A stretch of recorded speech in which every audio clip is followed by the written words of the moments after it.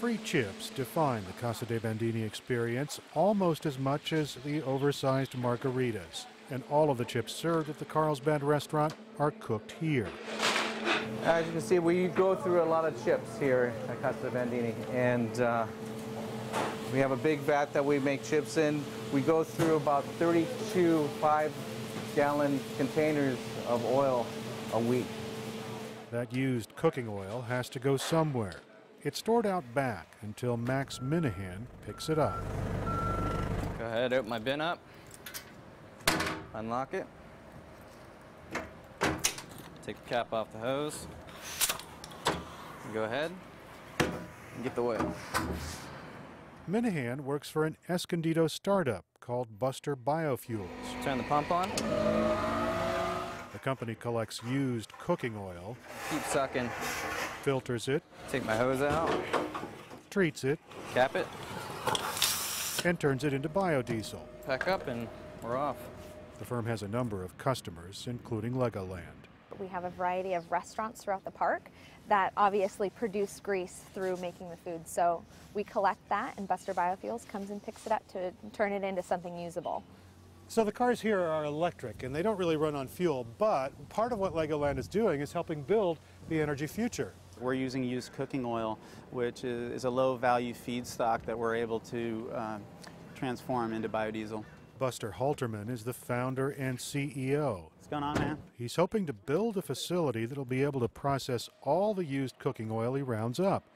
The resulting biodiesel will be ready for the fuel tank. You know, most diesel engines need little or no conversions whatsoever, and it can literally be mixed with diesel fuel in virtually any mixture.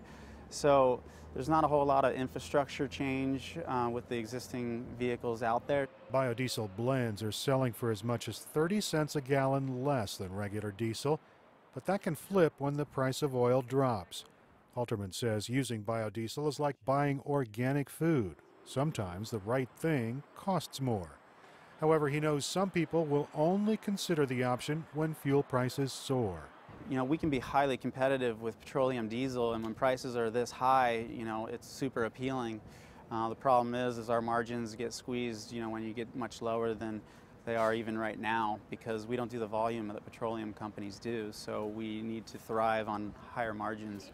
Higher gas and diesel prices are also fueling interest in other alternatives. We're selling substantially more of the alternative fuels than we were even a month ago. Mike Lewis is the general manager of Pearson Fuels in City Heights. His station sells regular gas and diesel, but also natural gas, ethanol, biodiesel, and propane. He says fuel sales are very sensitive to price. Ethanol 85 sales jumped from 250 gallons a day in February to 1,000 gallons a day in March. So a month later, we're doing 4 times as much. And what will happen if the price of gas falls? We won't sell 1,000 for very long, but it'll go down gradually and probably level off at a point above 250 where it started. He says the plateau always ends up being higher.